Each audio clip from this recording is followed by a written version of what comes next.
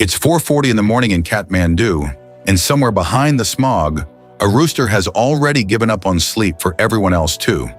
Prayer bells are ringing at Buddhanath before the sun clears the ridgeline.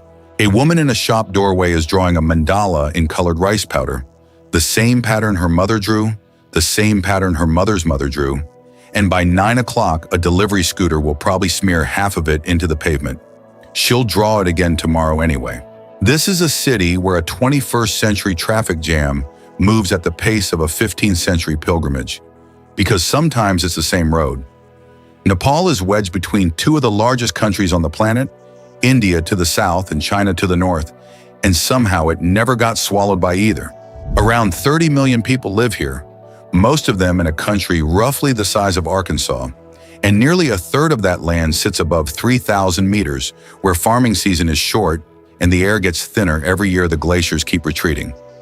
This is Nepal. The question was never really whether Nepal has the highest mountains on Earth. Everyone knows that part. The question is what a country does when the thing that makes it famous is also the thing that's slowly falling apart. Now here's the part almost no visitor expects. Nepal has never been colonized. Not by the British, not by anyone.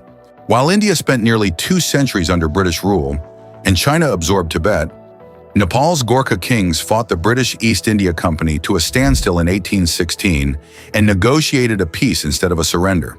That treaty is the reason Gurkha soldiers still serve in the British and Indian armies today. A professional relationship that started as a battlefield truce and turned into one of the most respected military reputations in the world. A country squeezed between 2 empires, and neither empire ever actually took it. But look closer at how people actually live day to day, because the mountains make for a good thumbnail and a much harder breakfast.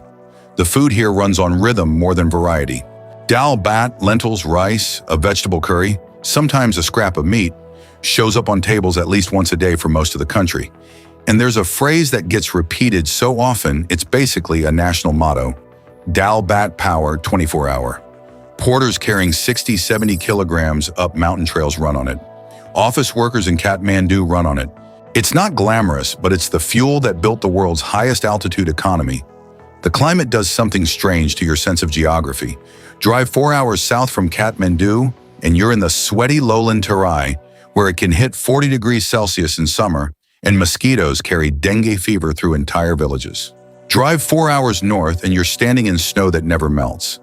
Nepal has jungle and permafrost inside the same national border, sometimes inside the same day trip. Traffic in Kathmandu is its own kind of chaos.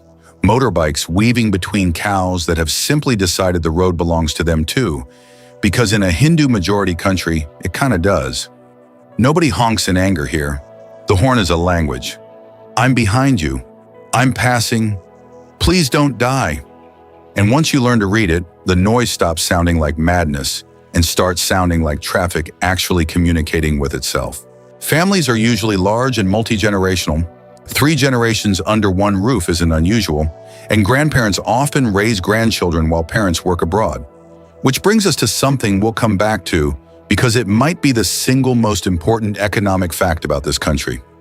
Animals aren't background scenery here, they're part of the working day. Water buffalo pull plows through terraced hillsides that have been farmed the same way for centuries, because a tractor can't turn on a slope that's steep anyway. Goats get walked through city streets on leashes like anywhere else walks a dog, mostly because they'll be sold for meat before Dashain Festival, and there's no point building a permanent pen for an animal that's leaving in a few months. Street dogs are everywhere, mostly ignored, mostly fine, mostly asleep in the one patch of sun that hasn't been claimed by someone else's motorbike. Electricity used to be the punchline of every Nepal story. A decade ago, Kathmandu ran on scheduled blackouts called load shedding, sometimes 16 hours a day with no power at all, and businesses built their entire operating hours around when the grid was actually on. That's mostly gone now. Nepal invested hard in hydropower, using its own mountain rivers as leverage, and today the country generates enough electricity that it actually exports surplus power to India during the wet season. It's one of the few infrastructure stories here that turned out better than anyone expected. Yes, this is the part the title promised, so let's talk about it honestly instead of just pointing a camera. Nepal is home to more than 125 distinct ethnic and caste groups, and well over 100 languages are spoken across a country you could drive across in a day if the roads were straight, which they never are. Newer communities built the temple architecture that makes Kathmandu's old squares look like something out of a dream. Sherpa communities in the High Khumbu region are the reason most Everest expeditions succeed at all. Sherpas aren't porters in a support role, they're the mountaineering backbone of the entire industry, often summiting Everest more times in a career than any foreign climber ever will. Tharu communities in the lowlands have their own dress, their own dance, their own relationship to the land that predates the modern Nepali state itself. Traditional dress varies wildly by region and occasion. Women in different communities wear the sari, the gunyu cholo, or region-specific patterns and colors during festivals like Tej and Dashain. And the clothing isn't costume, it's identity. You can often tell someone's ethnic background and home region just by the pattern on their shawl. There's a pageant and modeling industry here too, and it's grown fast over the last 2 decades, partly because it offers a rare path to income and visibility for young women in a country where those paths are still limited. But talk to people actually inside that industry, and you hear a more complicated story. The pressure to look a certain way, the cost of entry, the fact that for every young woman who makes it, 100 don't, and most of them go back to the same limited options they started with. The real headline isn't how people look. It's how few doors are actually open to them, and how hard people work to walk through the ones that are. The pivot here matters. Behind almost every visible achievement in Nepal, someone paid an invisible price for it. Usually a mother, a sister, or a daughter who stayed home so someone else could go. Now here's a fact that says more about a whole country than any single statistic could.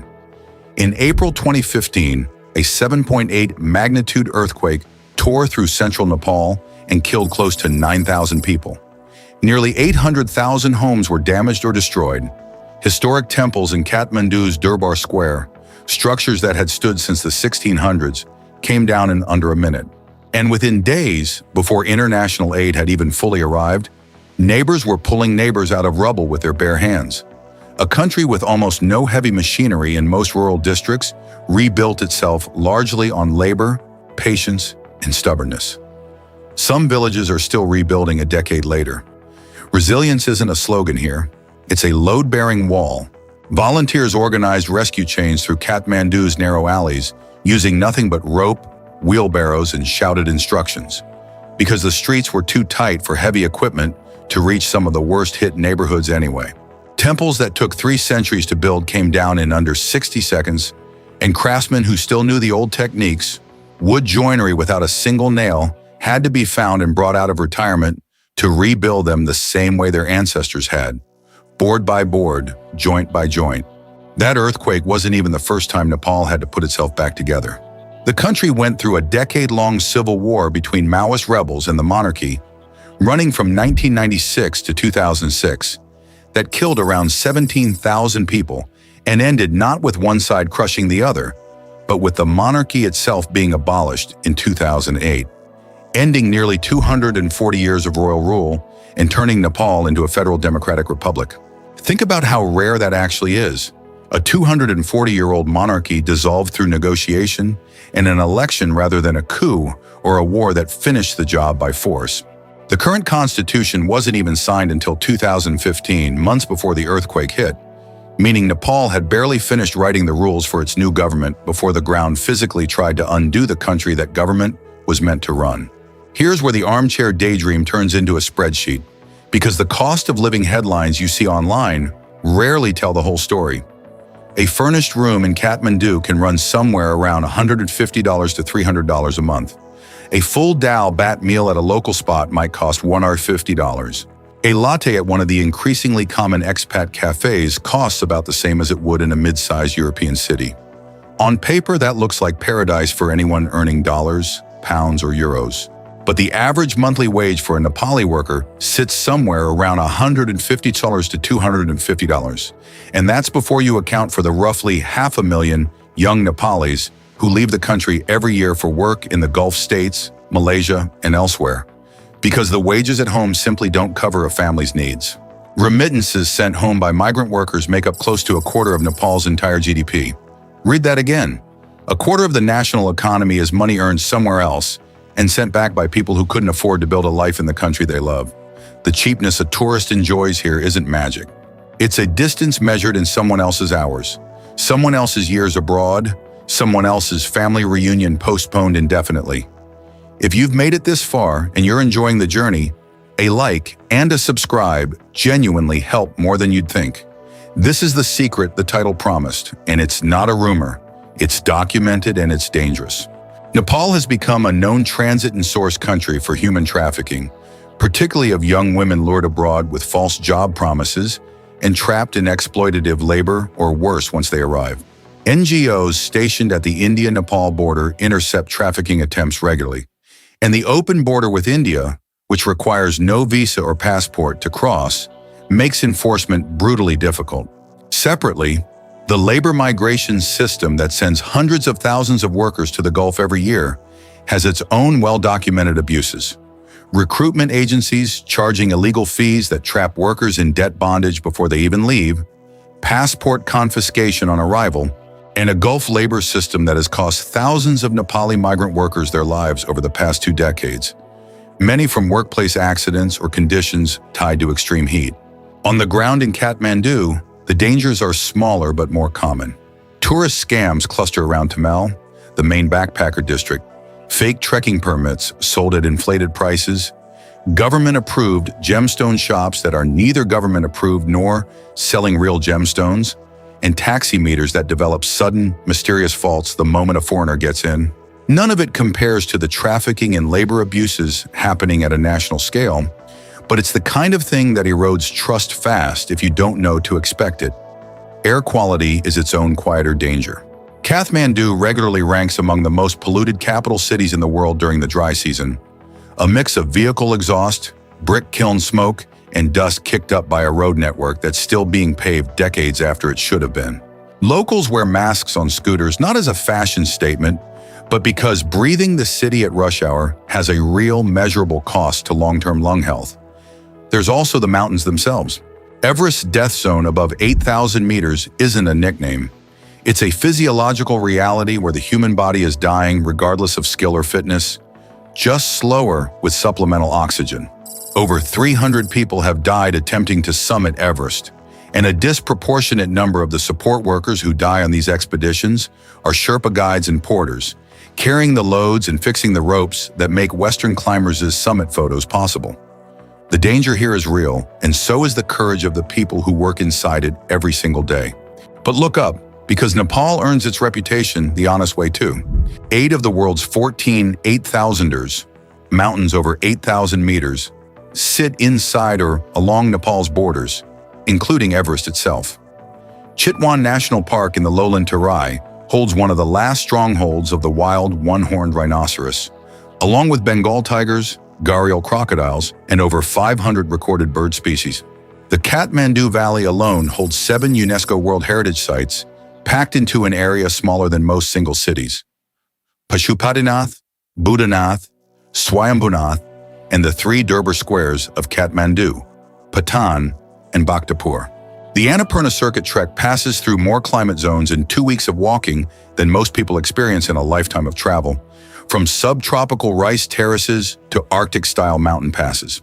There's a river in the west called the Kaligandaki that carved a gorge deeper than the distance between the 2 mountains, standing on either side of it. A canyon that makes the Grand Canyon look modest by comparison. Nepal covers less than 0.1% of the planet's land area, and somehow it holds over 3% of all recorded flora species and more than 1% of the world's fauna. Everything from snow leopards prowling the high passes to red pandas in the mid-hill forests to gharial crocodiles floating through lowland rivers like driftwood with opinions.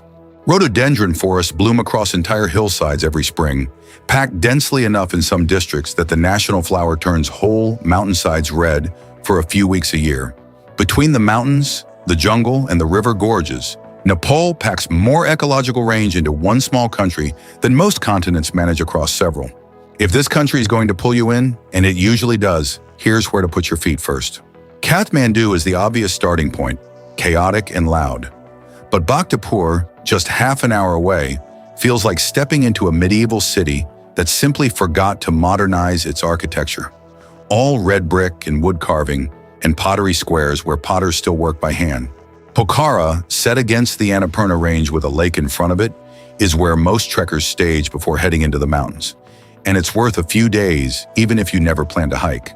For something almost nobody films, head to Bandipur, a preserved hilltop Newari town with no traffic and views that rival much more famous spots. Bring cash, most of rural Nepal doesn't take cards. Bring altitude sickness medication if you're heading above 3,000 meters, and actually take the acclimatization days seriously because people die from skipping them. And bring patience because Nepali time is a real thing, and fighting it just makes the trip harder than it needs to be.